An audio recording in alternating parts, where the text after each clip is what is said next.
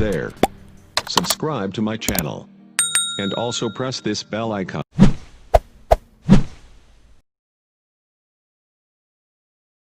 بسم اللہ الرحمن الرحیم. معزز و محترم ناظرین کرام، السلام علیکم ورحمۃ اللہ. حضرت امام اعظم ابو حنیفہ رحمۃ اللہ تعالی علیہ نے اپنے بیٹے حضرت امام حماد رحمۃ اللہ تعالی علیہ کو فرمایا، بیٹے میں نے 5 لاکھ احادیث پڑھی ہیں، میں نے 5 لاکھ احادیث اپنے شیوخ سے سماع کی ہیں، انہیں لکھا ہے، انہیں یاد کیا ہے، اور اے میرے لختے جگر، ان 5 لاکھ احادیث کا آج میں تمہیں نچوڑ بتانا چاہتا ہوں، ان کا خلاصہ بتانا چاہتا ہوں. فرمایا، بیٹے ایک طرف میں نے ایک ذخیرہ کھنگالا ہے، 5 لاکھ احادیث پڑھی ہیں، مطالعہ کی ہیں، یاد کی ہیں، انہیں میں نے یاد کیا ہے. فرمایا، بیٹے ان 5 لاکھ احادیث کا نچوڑ صرف 5 احادیث ہیں. تو حضرت امام ابو حنیفہ رحمۃ اللہ تعالی علیہ اپنے بیٹے کو وہ 5 احادیث بتاتے ہیں کہ بیٹے یہ جو میں سمجھا ہوں 5 لاکھ احادیث کے ذخیرے کا نچوڑ، اس کی سمری، اس کا خلاصہ، اس کا ماحصل، اس کا ماخذ، بیٹے وہ 5 احادیث ہیں. اگر تم انہیں پڑھ لو، یاد کر لو، اس پر عمل پیرا ہو جاؤ تو تمہیں دیندار بن جاؤ گے، تمہیں دین کی سمجھ لگ جائے گی، سمجھ آ جائے گی تمہیں. تو احباب ذی وقار، آج میں آپ کے سامنے حضرت امام ابو حنیفہ رحمۃ اللہ تعالی علیہ کی وہ 5 احادیث جو آپ نے اپنے بیٹے کو سنائیں، آپ بھی اسی نیت سے، تعلیم مصطفیٰ کی نیت سے سماعت فرمائیے، اور دعا کریں کہ اللہ رب العزت ہم سب کو اس پر کما حق عمل پیرا ہونے کی توفیق مرحمت فرمائے. احباب ذی وقار، حضرت امام ابو حنیفہ رحمۃ اللہ تعالی علیہ نے پہلی حدیث پاک جو اپنے بیٹے حضرت حماد کو سنائی وہ یوں تھی. آپ نے فرمایا، انما الاعمال بالنیات وانما لکل امرئ ما نوی. یہ روایت متفق علیہ ہے، یعنی صحیح بخاری کی حدیث نمبر 1. صحیح بخاری جو کہ قرآن پاک کے بعد اصح کتاب ہے، صحیح ترین کتاب، سب مانتے ہیں، اس کی پہلی حدیث ہے یہ. اور صحیح مسلم کی حدیث ہے، اس کا نمبر ہے 4927. اس کے علاوہ سنن نسائی کی روایت ہے، اس کا نمبر ہے 3825. اس کا مطلب یہ ہے، میرے آقا نے فرمایا اعمال کا دار و مدار نیتوں پر ہے، اور انسان کے لیے وہی ہے جس کی اس نے نیت کی ہو. یعنی ہم جو بھی کام کریں، اس کا خاتمہ، اس کی قبولیت یا اس کے رد کیے جانے کا جو امکان ہے وہ ہماری نیتوں پر منحصر ہے.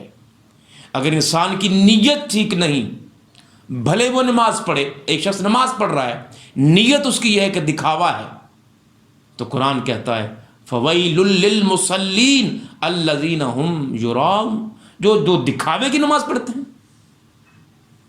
تو یہ نیت کو حضرت امام ابو حنیفہ رحمۃ اللہ تعالی علیہ اپنے بیٹے کو سکھا رہے ہیں کہ اعمال کا دار و مدار نیتوں پر ہے، اور انسان کے لیے وہی ہے جس کی وہ نیت کرتا ہے۔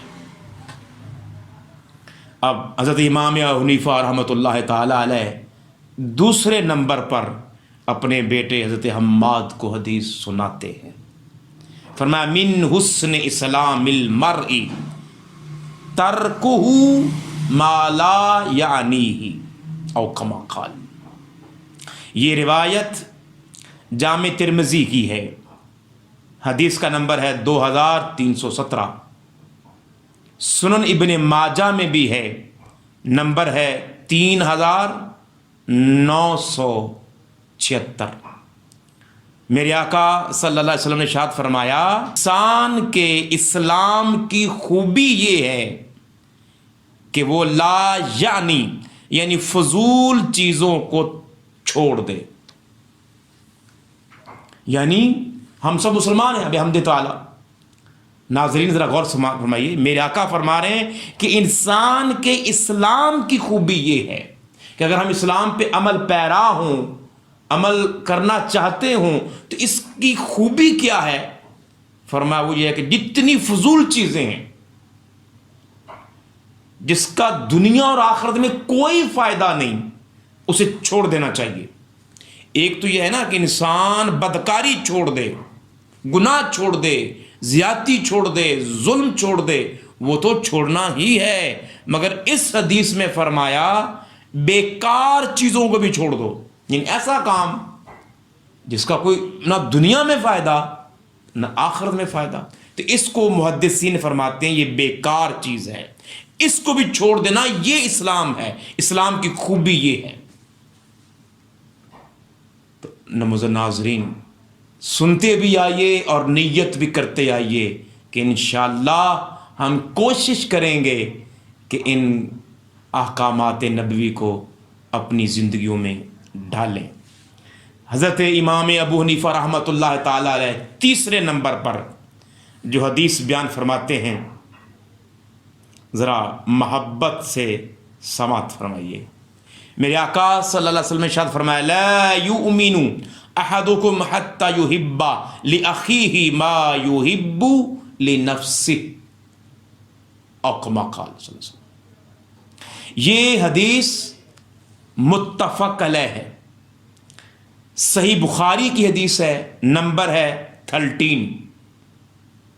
صحیح مسلم کی روایت ہے، حدیث کا نمبر ہے 171۔ جامع ترمذی میں بھی ہے، حدیث کا نمبر ہے 2515۔ پھر یہی روایت سنن ابن ماجہ میں بھی ہے، حدیث کا نمبر ہے 66۔ اتنی زبردست یہ حدیث ہے، صحیح ترین حدیث۔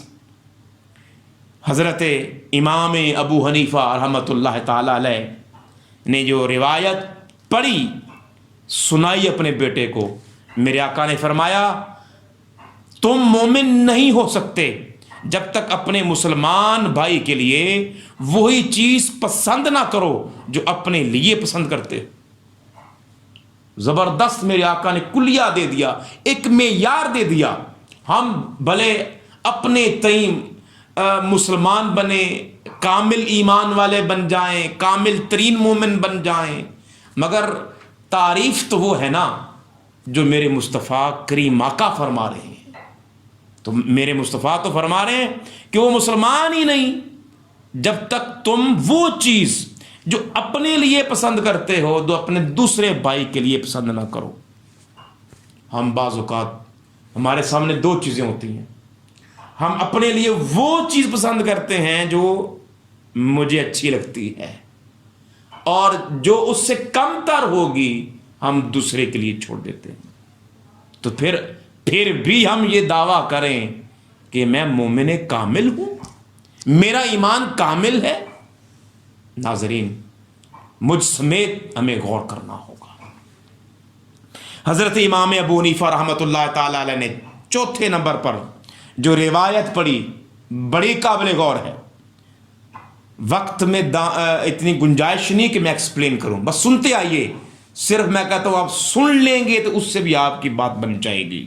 میرے آقا نے فرمایا ان الحلال بین و ان الحرام بین وبینہما مشبہات لا یعلمہن کثیر من الناس فمن اتقى الشبہات استبرأ لدینہ وعرضہ ومن وقع فی الشبہات وقع فی الحرام کالراعی یرعی حول الحما یوشک ان یرتع فیہ الا وان لکل ملک حما الا وان حما اللہ محارمہ متفق علیہ۔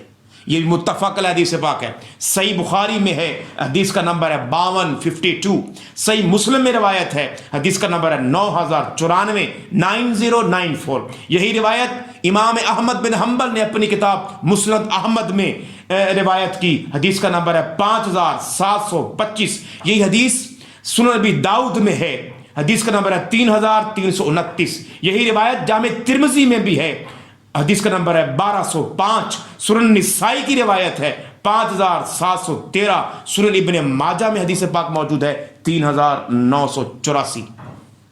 معزز ناظرین کرام، میرے آقا نے فرمایا لوگو حلال بھی ظاہر ہے اور حرام بھی ظاہر ہے، کہ قرآن پاک میں مصطفیٰ کی احادیث میں دین اسلام نے ہر چیز واضح کر دی، بتا دیا یہ حلال ہے یہ حرام ہے، مگر آپ نے فرمایا ان دونوں کے درمیان ایک طرف حلال بتا دیا ایک طرف حرام بتا دیا، مگر فرمایا ان کے درمیان میں ان کے بیچ میں کچھ شبہ والی چیزیں ہیں جن کو بہت سے لوگ نہیں جانتے، کہ اگر اس لیول پہ چل رہے ہیں تو حلال ہے، اس لیول پہ آئیں گے تو حرام ہے۔ فرمایا اگر اس کے بیچ میں آ جاؤ گے، ان کے درمیان میں کچھ ایسی چیزیں ہیں جن میں ڈاؤٹس ہیں، کلیئرٹی نہیں ہے، شبہات ہیں، فرمایا وہ لوگ اکثر نہیں جانتے۔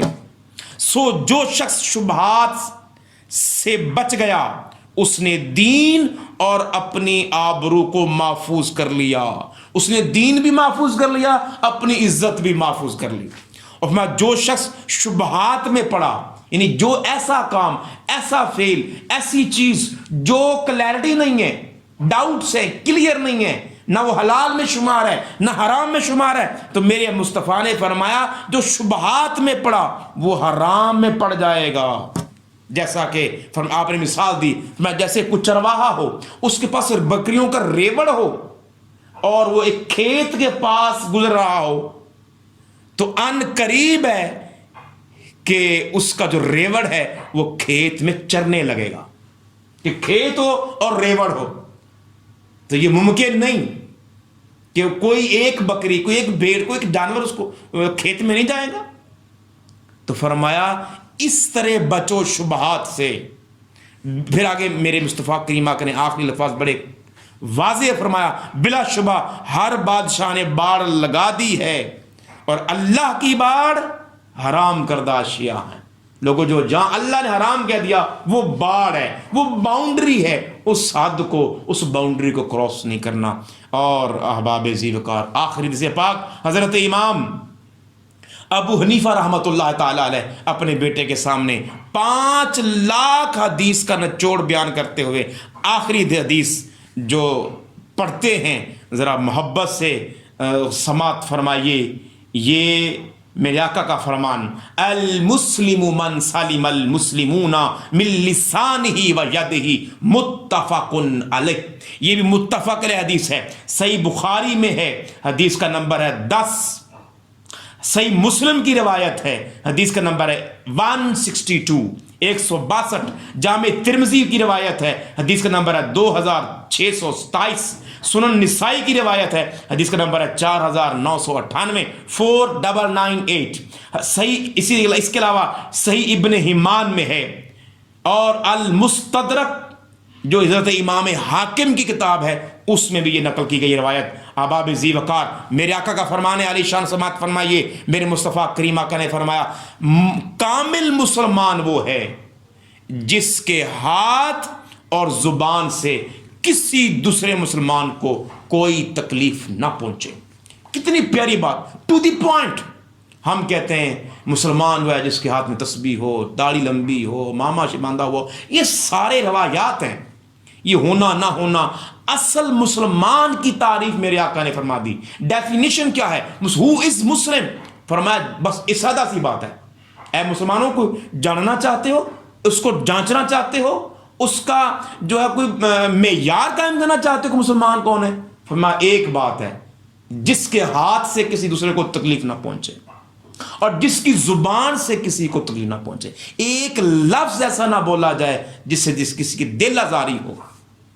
تو احباب ذی وقار، یہ حضرت امام ابو حنیفہ رحمۃ اللہ علیہ فرماتے ہیں میں نے جو 5 لاکھ حدیث یاد کی ہیں اس کا نچوڑ بیان کر رہا ہوں۔ احباب ذی وقار، اللہ تبارک و تعالیٰ کی بارگاہ میں دعا ہے کہ اللہ رب العزت ہمیں ان احکامات نبوی صلی اللہ علیہ وسلم پر محبت کے ساتھ عمل پیرا ہونے کی توفیق مرحمت فرمائے، آمین ثم آمین۔